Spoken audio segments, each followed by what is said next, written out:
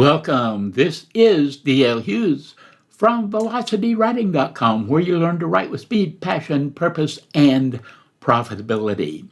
We're talking about how to face harsh criticism, not with denial and not with defensiveness, but with clarity, strength, and yes, maybe a little humor.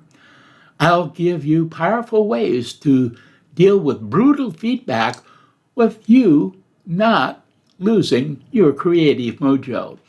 The fact is, if you produce anything worth noticing, someone will criticize it, often harshly.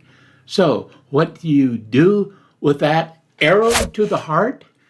How do you stop it from eating your confidence or paralyzing your creativity? Answers to those questions are coming up in 10 seconds.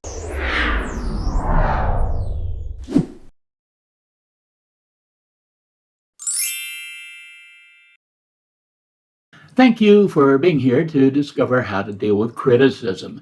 If you gain value, please like, share, and subscribe. Also, please leave a comment. I respond to almost all of them. Before I give precise ways to handle criticism, I think it's important that we take a quick look into why writers and other creators are so often crushed by criticism. Why creative people are vulnerable to criticism. Criticism is baked into the creative life. Whether you're writing, painting, building a business, or speaking your truth, someone will always have an opinion, and not all of them will be kind. If you're unprepared, harsh words can do real damage. They can spiral into self-doubt, creative paralysis, and in some cases, the quiet death of a dream. Understand your feelings so that you can deal with them. First of all, criticism feels personal because it is personal. When a writer or artist shares their work, they're sharing a part of their inner world.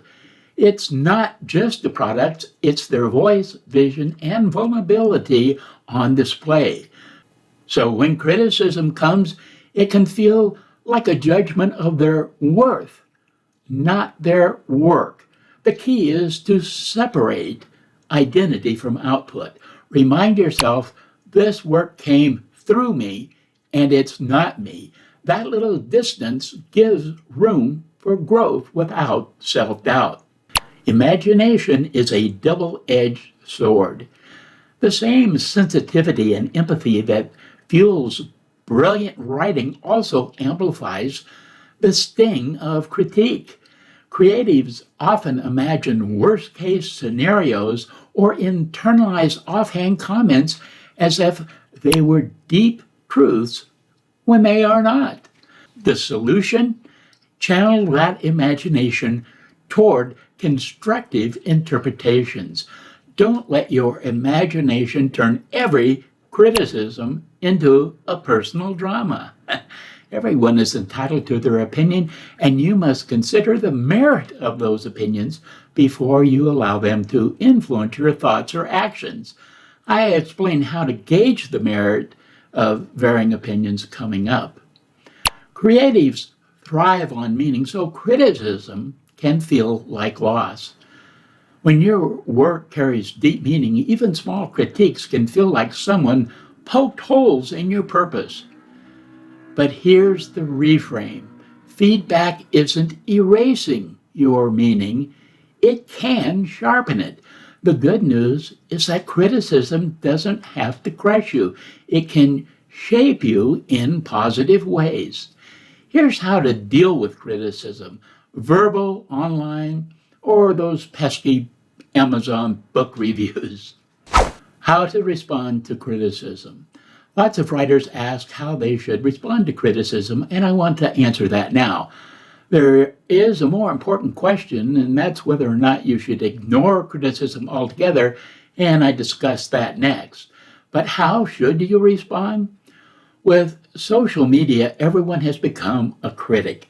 It seems that people are outraged by every little thing, and they aren't afraid to be mean because they can usually hide their identity. You will not change these people, so as a creative person, you must limit the impact of their comments. Here are several ways you can do that. First, recognize the subjectivity of opinions. Every reader brings their own experiences, preferences, and biases to the table. What one person loves, another might dislike. Understand that criticism often reflects the critic's perspective rather than any kind of objective truth about your work. I always remind my clients that a review is most often the state of mind of the reviewer at the moment they wrote it and is unrelated to the merits of your book. Next, pause before you react. Most writers and other creators are already filled with self-doubt, so criticism feeds into that. When someone takes a swing at your work, it can feel personal, even violent. The sting is instant, but the reaction, well, that needs a delay. Why does waiting help? And what's the real cost of reacting too fast? Well, it's because your brain doesn't know the difference between a verbal attack and a physical one. When you read a harsh review or hear a cutting remark, your body might literally flood with adrenaline and cortisol. You're not imagining that hot flash, that racing heart, or that urge to fight back. But if you respond immediately, you're speaking from your fear brain, not your wise brain. So pause, give your nervous system time to catch up with your values. One practical way to create space is the 24-hour rule. Don't respond to harsh criticism for a full day. You'll be surprised how much your view shifts when your emotions aren't steering the car.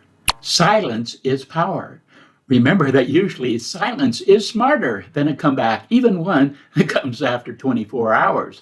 By not reacting, you keep control of your voice and your dignity. Think about this. After you have read an angry, impulsive reply, didn't you think, wow, that person needs a mental health professional? Exactly. And you don't want to be that person. Hold your tongue. Give it some time. There is no point in feeding unkind critics, so silence is often best. You might want to give yourself a script. If silence isn't an option, if you must reply, have a simple phrase ready, one that's polite, calm, and boring. Boring is your friend when it comes to critics. Example, thank you, I'll think about that. Not exciting, but it doesn't give critics anything to rant about either.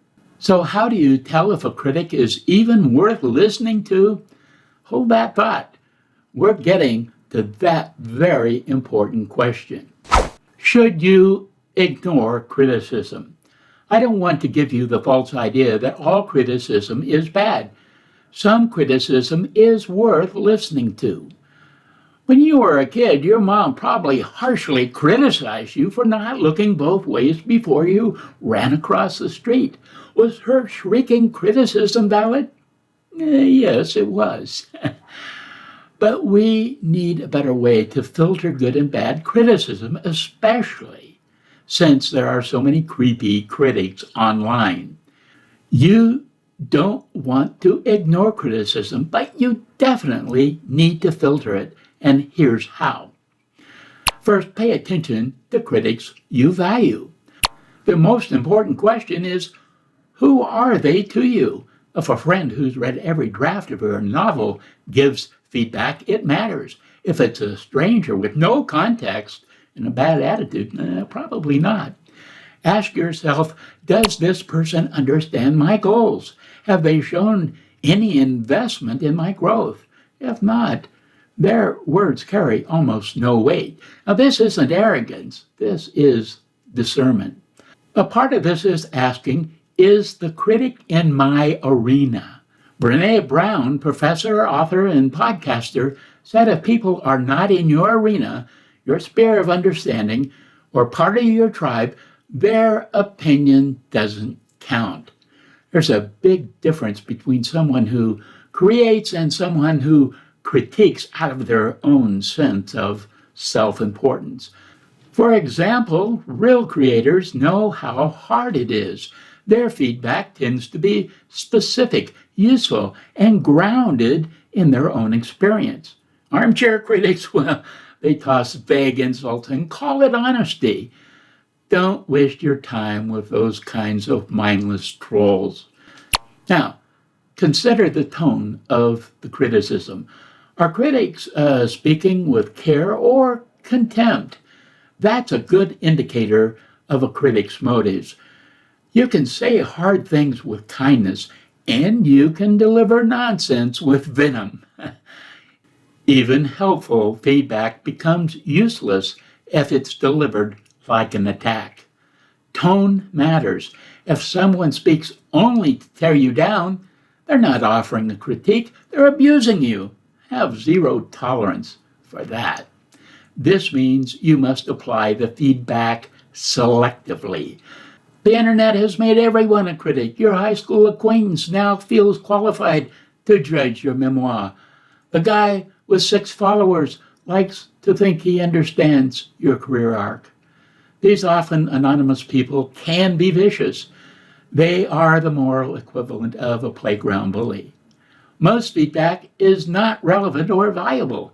Consider the source of the criticism and their credentials. Assess the criticism and decide what aligns with your vision and goals as a writer. Adapt and apply the feedback that resonates with you and just let go of the rest.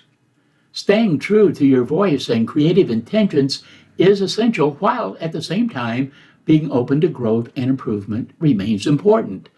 Think of it like panning for gold in a muddy river. Most of it is sludge, but if you are willing to sift through it, you might find something worth holding on to. Build a 3-part filtering system. First, there is the sludge. It's mean-spirited, vague, and insulting. It may even be toxic. Then you'll just get the regular flow of river water. It's opinion-based, not mean, and maybe useful. And then you discover what you're looking for, gold. It's clear, helpful, and respectfully delivered. Filter feedback into one of these categories. This helps you decide what to keep, what to revisit, and what to delete without guilt. This also keeps one nasty comment from hijacking your entire week. Here's the part where we can stop talking and thinking and start doing. Here are 3 practical moves you can make today to strengthen your critic armor. First, create an approval file. Start with a folder, digital or paper, where you collect kind emails, great reviews, positive comments, thank you notes, that sort of thing. Revisit that file when doubt creeps in. This isn't vanity, it's evidence, proof that your work has value. Keep a criticism checklist. Use it if in doubt. Do they know you and your work? Are they in the same arena? Is the criticism specific or is it vague? Did they deliver the criticism with respect? This turns criticism into data, not drama. Remember, you're the one doing the work. The critic just watches. That already puts you ahead. Have a great writing day.